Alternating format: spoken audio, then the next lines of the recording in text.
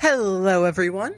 It's Anna. I wanted to let you all know that this episode is going to be a little bit different. We were invited to record a live podcast episode at a local event called Trans Joy Fest. Today, we are going to be releasing that episode to everyone. We really hope that you enjoy listening, and as always, I love you all, except the bigots. Can I steal your spot?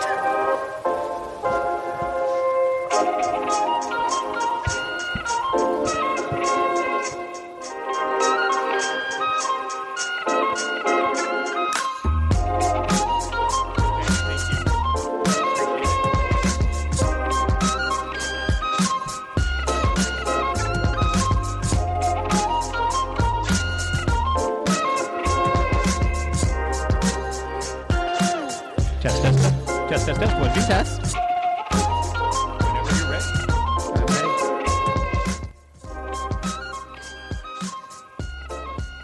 Hello, Trans Joy Fest! Woo! My name is Anna, and I am a transgender person. We're thrilled to be here with you all today. My name's Cam. I'm your dad. And this is The Transgender, a podcast chronicling my transition. And a cisgender man learning how to support it. I just wanted to come out and say Happy Pride Month, everybody. Happy Pride! Happy Trans Joy Fest. I'm so excited to be here. We are so excited to be here with you all. Thank you so much for coming. We're so happy to have you here. And I'm going to be kicking this off. If you've never heard our podcast before, we just like to talk about all things trans. And me, as a cisgender man, learning how to be a good supporter and ally. But today, we're going to talk about how to be a popular transgender person in high school. I'm sorry, a popular transgender person in high school? In high school. This comes to us from WikiHow. Here's what it says. Many people say that being popular if you're transgender is impossible. Okay, hold on. Listen, you all know me. I'm Anna, a transgender person. You all know me. I'm popular, right? An extremely popular person. But it's totally possible to make a large amount of friends and to create positive friendships. Here's a few tips for you. All right, tip number 1. Enjoying your time at school. I cannot agree with this one. I did not enjoy my time in school. Kids, stay in school. If you're a high school student who is trans, do not listen to WikiHow. First lesson, already bad. Well, here's what you would have needed to know. Number 1, straighten your back and smile to show how proud you are.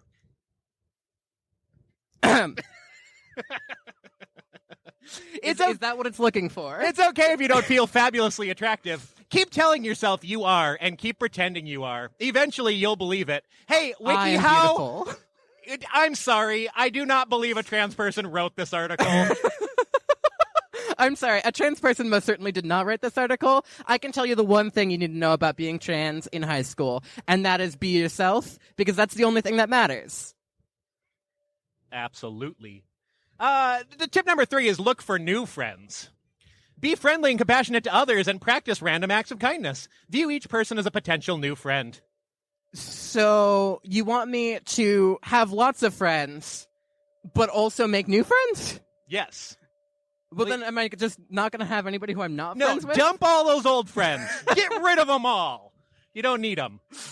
Tip number 6, enjoy the good things in your life. Focus on the upsides, such as a sweet girl you talked to today, your success in Spanish class, or your father's kindness. I swear to God, it says your father's kindness in this article. I think he wrote this WikiHow article. Just saying. All right. And get involved in your school to help you meet people and have fun. Find your interests and search for a group centered around those interests. Yeah, so finding people, definitely. I definitely agree with that. This is an article for how to be popular as a trans person in high school. I don't think that joining groups alone is going to make you popular. Form your own group. Maybe people will join with you. Yeah, it's great. Be yourself. That's all I have to say to that. Hey, here's what we always say on the podcast. Find your people. You're going to be way happier that way. And stay in school, right? Stay in school, yeah. Don't drop out if you can. All right. You want to tell us about our main topic today? Yeah, so I wanted to quick start off with some amazing trans people in STEM, because I don't think that they get enough representation, and, you know, why not? So the first one I want to talk about... STEM meaning science, technology, engineering, and math. Not like a parts plant of a STEM. plant. Yeah. So I first wanted to talk about Hontus Farmer, who uses she, her pronouns. She describes herself as a two-spirit astrophysicist, currently working as an adjunct professor at the College of DuPage and Elmhurst University. Or is it DuPage? I never know. I think it's DuPage. Okay, DuPage University. She is incredible, has an incredible life story. I highly recommend you look her up if you're at all interested, but is currently operating as a trans astrophysicist. And I have so much respect for her. She is progressing science and the trans experience. Wait, we need to launch trans people into space. Oh, how do I become a trans astronaut? I know. On your career path, that sounds like the next logical step, Anna. Podcaster to astronaut. Do they need EMTs in space? The next one I wanted to talk about is Micah Savin, who uses they, them pronouns. They describe themselves as a non-binary two-spirit clinical neuropsychologist. They talk a lot about pronoun usage in the workplace and how whenever they try and implement something like, I want to have pronouns on my name tag, or why don't we have email signatures that, have our pronouns in them, that they always face pushback from the physicians and the higher up people that they work with, the administration, what have you. And I just want to shout this person out as somebody who is doing the entire trans community a service when they do not need to be doing that. It is not their job to be out there pushing and trying to get pronouns for everyone. I'm just so proud of them and their work. Which reminds me to say, cis folks, put your pronouns in your emails, put your pronouns on your bodies. Just make this a normative part of our day-to-day world. Please. And it helps so many people identify you in a way that you want to be identified.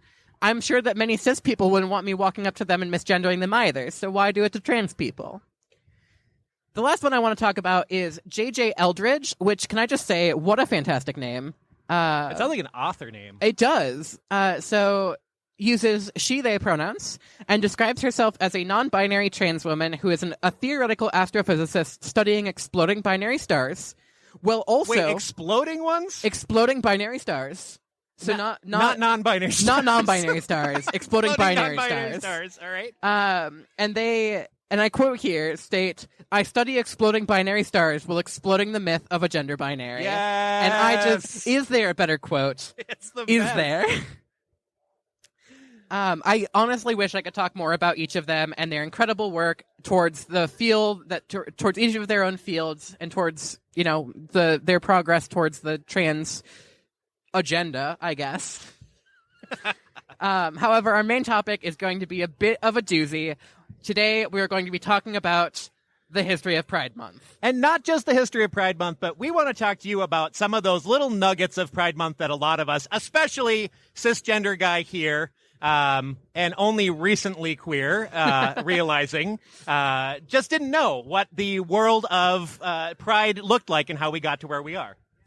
So, I just want to start out with, we are here today, being able to be who we are, being able to be open and out and have pride because of the amazing work of trans-colored women who stood up to oppression. Let's give a big round of applause to trans-colored women who paved the way for this event to happen today. Please. Intersectionality.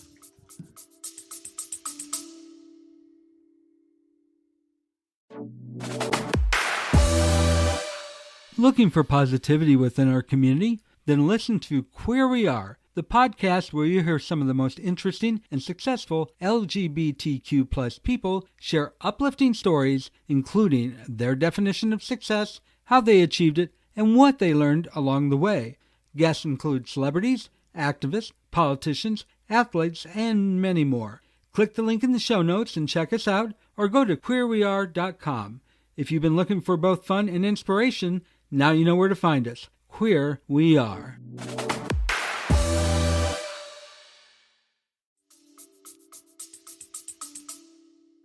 So there we go. So as many of you probably know, Pride originated as a marching rally in the protests of the Stonewall riots during the inaugural 1970 Christopher Street Liberation Day March. These events were not the first demonstrations of by queer activists, though there were other raids that took place before the one on Christopher Street. One example that we have here is the Compton cafeteria riot, which took place in 1966 and was another instance of trans women leading queer activism. So like a three years prior, we were beginning this movement, and it took that long to finally boil into what happened to Stonewall. Exactly, yeah. So I just want to share with all of you that during the research and making of this script, my dad messaged me, and he was like, hey, did you know that Stonewall was basically run by the mafia? Not just basically run by the mafia, fully and entirely run by the mafia. And it's not a section of Pride history that I like to think about much, but please, tell me about the New York Mafia. Well, first of all, can I break a piece off of this? I hope this is not, hey, we got some gays here! No? It's funny, anytime I try to do an accent of any kind, it sounds like a carnival barker. Like, oh, we've got some gays here, 5 cents each. 5 cents a gay, 5 cents a gay. 1960s New York State Liquor Authority considered bars that served alcohol to gay customers as disorderly houses. So the Flame up the street? No, can't go there. It's a disorderly house. It gets disorderly there. I've been there during that. And so the Genovese crime family in New York saw the opportunity to basically capitalize like they had during, Prohibition. And so ended up buying out popular gay bars or potential clubs, not providing any resources. So like Stonewall had no running water in the bar. So the glasses were scummy. The whole place was completely dark because nobody really wanted to know what the state of cleanliness was in that bar. But they were providing a safe place. It was mainly in the back where the not white and, not gender conforming individuals were generally placed. The up front of the house was much more put together, kind of a front, had all of the well put together white gay men and very few of the other minorities there. And those well together white gay men of wealth then were blackmailed by the mafia. And then the money that they were blackmailed with was then used to pay off police so that they wouldn't raid. But guess what? The police still raided the bar on a regular basis. They were typically held on weekdays early in the evening when not a lot of people were out and about. A lot of times they were warned ahead of time so that they could leave. But a few people would still be present. On June 28th, however, in 1969, it happened in the early hours of the morning on a weekend when the bar was at its most packed. The police arrived and started arresting people for violation of what were at the time cross-dressing laws. Cross-dressing is not a term that I particularly vibe with, but if you identify as that, fantastic. However, these laws were specifically trying to target people who were in drag, people who were trans, people who were non-conforming, whatever you want to identify anybody who was not in the gender norm. And this took place on Christopher Street Park, which is classically a very queer-owned street. Right, a refuge for queer youth. Queer youth. And after this raid where many people were starting to be arrested and, hurt and beaten, a crowd started to form outside of the Stonewall Inn from all of these queer youths coming out in support of these other queer individuals. So there's a classic question or kind of a classic meme, and that's who threw the first brick. I'm sure you've heard that before. Who was it that threw that first brick, Anna? So, I think that most of us would say probably Martha P. Johnson and Sylvia Rivera, who have spent their entire lifetimes fighting for trans rights, fighting for queer rights. However, they have both said that they were mistakenly charged with being the people who threw the first brick, who threw the first punch. It was actually... Maybe. Let's Let's see. Sorry, I got a quick read through the rest of my notes here. So, Stormy de Larverie. Yes. Lavery. I could not get that out. Is actually maybe credited as the person who threw the first punch. Harassed by police officers, decided that they were just not going to take it anymore. And Stormy has a cool history. Stormy has an amazing history. So AJ, my partner and queer researcher who helped us research a lot of this podcast episode, literally could not put enough information about Stormy into this script. They wanted this entire episode to just be about Stormy. Woo! Sorry, everyone. Big gust of wind there. So Stormy is an amazing butch lesbian. She fought like hell in the Stonewall riots. She was a major presence in New York's gay scene after the riots. And she oftentimes would walk around well into her 80s around the streets of New York to protect her, quote, baby girls who were lesbians suffering from any form of intolerance or harassment. In her biography, someone literally said she literally walked down the streets of downtown Manhattan like a gay superhero, which is fantastic. Stormy is an amazing human. If you get the chance and you want to, please, please, please look her up. I guarantee you will be entertained for hours.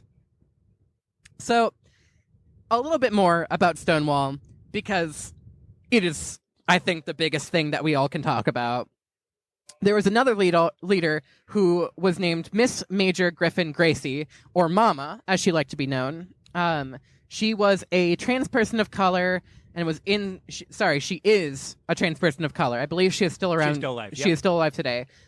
She was in the Stonewall Inn when the raid happened and led the vanguard of riots until she was knocked unconscious. She was beaten until she was knocked unconscious by a police officer. She then went on to run the gender variant intersexual justice project, and even in retirement today she is still tirelessly working to progress LGBTQA plus rights. You can hear her voice in a lot of documentaries about Stonewall because she was there and she was on the front lines, and an amazing person. I am so glad that I have not had anyone in my life who has been beaten to the point of unconsciousness for being gay.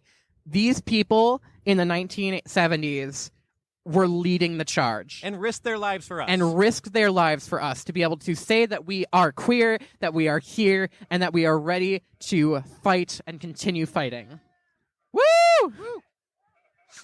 So, after the Stonewall riots, something called the Christopher Street Liberation Day Parade took place, which is kind of thought of as the first Pride Festival without being the first Pride Festival. The first one was held on the anniversary of the first day of the riot. It started as a very few people, though gradually grew as they continued to walk past more people. Yeah, they walked single file in order to make the parade seem longer, and then all of a sudden people were coming out of the crowd and joining the parade and making their numbers swell into the thousands. It was a huge event. Eventually they ended up in Central Park, where they had a cookout and started dancing. And can I just say, can we go back to Pride that is basically just camping and dancing as gay people in the woods? I want to do that. We can always do that. I think it's interesting to talk about Christopher Street Liberation Day and how that transformed into Pride. And one thing that I think is really important to note, going back to Marsha P. Johnson and Sylvia Rivera, and that's that by 1973, as the gay liberation movement was starting to take hold, it was a lot of cisgender gay men who were leading the movement. And in 1973, drag queens were banned from Pride. So, Marsha P. Johnson... That is so bad. Can I just say... Please. Drag queens, drag kings, people of all varieties who perform deserve to have a rightful place at Pride. Well, it just means that trans folks were banned from Pride, too. Absolutely. I mean, by proxy, because we didn't have the language that we needed at the time. So, I mean... Let's just talk about Marsha P. Johnson and Sylvia Rivera for a second, because these are amazing humans. So they were originally part of the Stonewall riots. Like I said, they did not start it. They are thought to have started it. They did not. They claim they do not. However, they did take part in the riots days after. They both were marching in the 1973 New York Pride Parade, which had banned drag queens, which both of them were. So instead of marching with the Pride Parade, they marched ahead of it, which can I just say is amazing. They led the parade. You know what? If you're going to ban us, we're going to be the vanguard for Pride. Both of them are incredible. They did a lot of activism, both before and after the Stonewall riot. They started a group called STAR, which is the Street Transvestite Action Revolutionaries. And Sylvia Rivera gave an amazing speech called Y'all Better Quiet Down at the 1973 Christopher Street Liberation Day event. If you are a queer person and have not heard this speech, but are interested in learning about deep queer history, look this speech up. It is about 5 minutes on YouTube. You can watch her give the speech. Just a caution for the younger kids in our audience, it does have some swearing in it. I would say more than some swearing in it. She is very aggressive, so please be aware of that, but I highly recommend you listen to her. She is at the forefront of trans rights during a time where trans rights were not really considered rights at all, especially in the queer community that was supposed to be fighting for all of us. And when these trans women, trans people of color, were at the head of fighting for our rights. So thank you to the people that came before us here. Thank you to you all for being here. Yes. Do you have a gender euphoria? Yeah, so typically at the end of our podcast, I like to give a gender euphoria. Most of the time they're mine, but, you know, we're here live. I wanted to do something special. So I have a very long gender euphoria from one of our listeners who sent this in. Their name is Ashton, and I just have to say they are a very fun human to message with. They are a baby trans, very new to being trans. However, this is what they have to say. Much like Anna, I have a hard time loving my voice, but one thing I do love is my morning voice. And by morning voice, I mean the voice I get once I wake up at noon. I sort of identify myself as a trans-masculine, non-binary person using they, it, he pronouns. I'm also panromantic, so Cam's coming out as panromantic has been amazing because panromantic people don't get enough appreciation. And I just have to say, Ashton, I wish you the best of luck. We're recording this episode right now. You guys can go back and listen to it later. Ashton, if you're listening to this now, thank you for sending this in. All of you who are here, please send us your information, send us your euphorias, send us your questions. We'd love to answer them on air. And I just want to say to Ashton and to everybody, best of luck. Continue your journey, continue your transition, and I'm sure that you will come across more euphoric moments as you continue to transition. So we're going to get into the wrap up here, but I just want to say you are the first crowd we've ever done live as a podcast, and it's been so awesome. Thank you for your energy.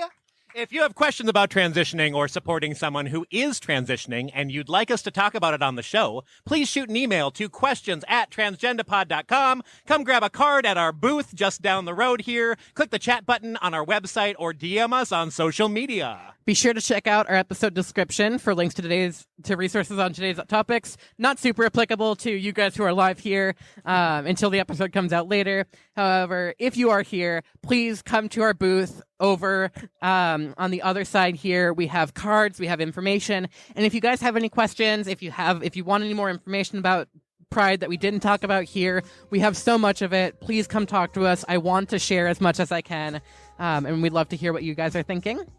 I also just really want to give out a massive, massive, massive thank you and shout out to my partner, AJ, who helped us put so much of this script together, who has done so much research, and who helps me get through every single day. So thank you, AJ. Continue being an amazing human. Woo! Never done the stinger live before. Hold on, we're getting the end set up here. It's gone now. That's okay. Whatever. Hey, thanks for listening. I've been Cam. I've been Anna. And this has been the Transgenda, live from Trans Joy Fest! Woo! We love you all. I love you all.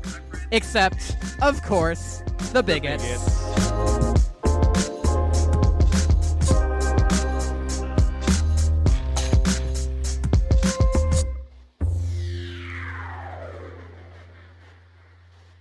Would you like to support our podcast?